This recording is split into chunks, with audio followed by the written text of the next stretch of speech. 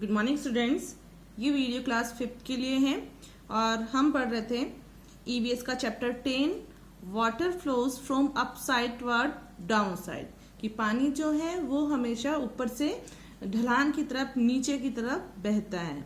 ठीक है, इसके हमने कुछ एग्जाम्पल भी देखा था कि जैसे कि हम बारिश के दिनों में हम देखते हैं कि जो पानी जो है ऊंचाई से ढलान की तरफ बहता है ना। और इसके अलावा हमने पढ़ा था कि व्हाट इज इरिगेशन। इरिगेशन क्या होता है?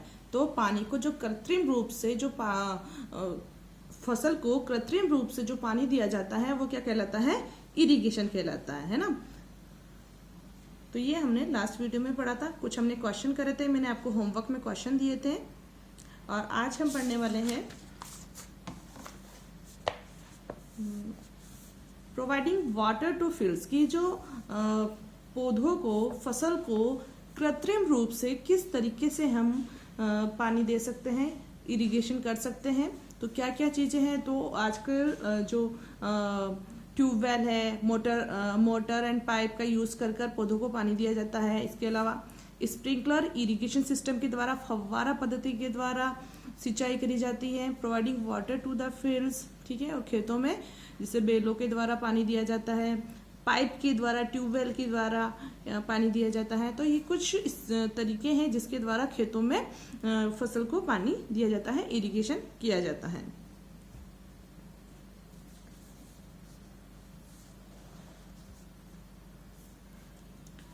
Irrigation is used to help in the growth of agricultural crops, maintenance of landscape and revegetation of soils in dry areas and during periods of inadequate rainfall. Inadequate means होता है अपर्याप्त, है ना। जो पर्याप्त नहीं होता उसे कहते हैं inadequate।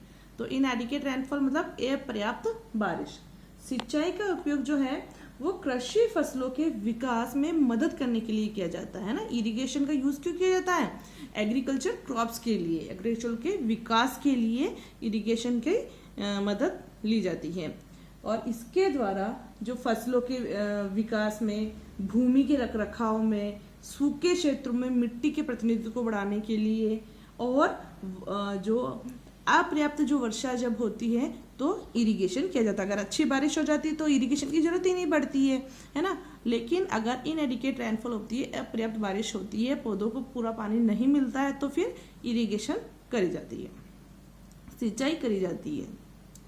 द नेक्स्ट है need of water sometimes less sometimes more. देखो, पानी की आवश्यकता कभी बहुत कम और कभी ज्यादा।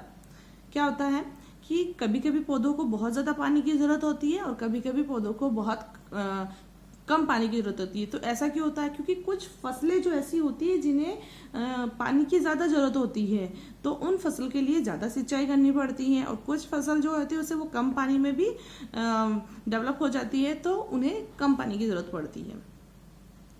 Every crop needs different quantity of water. हर जो फसल जो है उसे पानी की आवश्यकता अलग अलग होती है, पानी की मात्रा की आवश्यकता अलग अलग होती है। If a farmer knows this, और ये जो किसान जो है वो इसके बारे में अच्छे से जानते हैं, best use of water can be made, कि पानी का किस तरह से अच्छे से यूज किया जा सके। Some crops need more water while some need less water.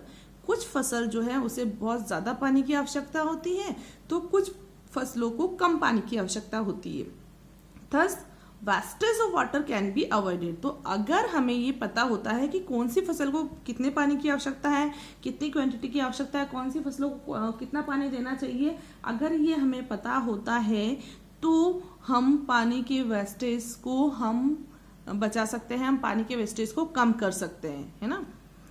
Crops of rice, sugar cane, paddy need more water. जैसे चावल की जो फसल है, शुगर केन, धान की जो फसल है, उसके लिए बहुत ज्यादा पानी की जरूरत पड़ती है ना।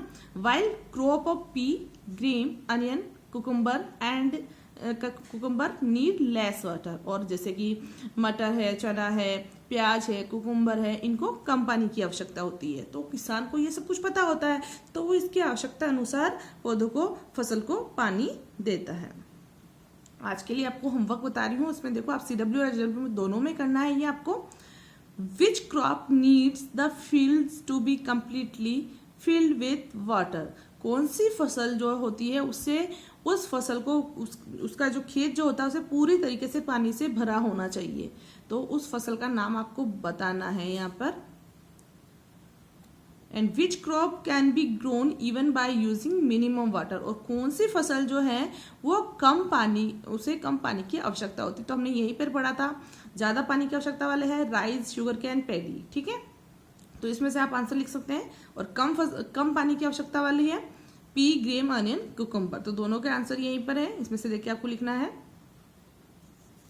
नेक्स्ट है वर्किंग ऑफ रैचेट।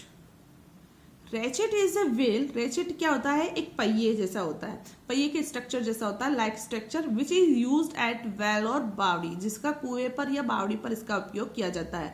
जिसे हम आम भाषा में रहट भी बोलते हैं। रैचेट को हम आम भाषा में रहट बोलते हैं। Several water container are attend to it. इसके अंदर ये जो व्हील नुमा जो स्ट्रक्चर जो होता है उसमें बहुत सारे पानी के कंटेनर लगे हुए होते हैं। When they are deep into water, जब ये घूमते हैं तो ये पानी के अंदर जाते हैं। एंड दे गेट फिल, तो पानी में डूबते हैं तो उसमें पानी भर जाता है। Outside when these container come down side, और फिर जब ये मूव करते हैं और बाहर की तरफ आते हैं तो ये उस पानी को बाहर की तरफ बाहर ले आते हैं। And moving wheel, water flows on the wall of the wheel, जो कुएं की जो दीवारें होती हैं वहां पर वो पानी को बहा देता है। From there water reaches to the field through drains, और इस तरह से पानी जो है वो जो वह नालियां वगैरह जो बनी हुई होती है उसकी तरह पानी खेतों में पहुंच जाता है। Bull is use to run it, और इससे चलाने के किसका यूज किया जाता है, बेलों का इसका यूज किया जाता है। If in the middle of it, और इसके बीच में sugar cane machine is attached, इस जो कंटेनर और जो है रैचेट जो यूज किया जाता है उसमें बेलो और इसके बीच में जो जगह होती है वहां पर शुगर कैन मशीन को अटैच किया जाता है, जिससे कि sugar cane juice is obtain, sugar cane juice भी निकाला जा सकता है, गन्ने का जूस भी निकाला जा सकता है। And if mustard is use, और अगर सरसों का यूज कर रहे हैं तो वी कैन गेट ऑयल, तो हम सरसों का तेल भी हमें निकाल लेते हैं। तो दिस इज कॉल्ड, तो इसलिए कहा जाता है किलिंग 2 birds with 1 stone, है ना। यहाँ पे एक मुहावरा दिया है कि एक पत्थर से 2 चिड़िया को मारना, है ना। तो इसमें भी 2 काम हो रहा है ना, इधर पानी भी निकाल रहा है और ये जो या शुगर केन का जूस या फिर अगर आप मस्टर्ड का यूज करें तो मस्टर्ड से ऑयल भी निकल रहा है। तो एक पत्थर से यहाँ पर आपको क्या हो रहा है, 2 बर्ड्स का शिकार, जैसे अपने को यहाँ पर भी 2 उपयोग मिल रहे हैं यहाँ पर। तो इसलिए ये मुहावरा कहा गया है कि किलिंग 2 birds with 1 stone, एक पत्थर से 2 चिड़ियों को, 2 पक्षियों को मारना।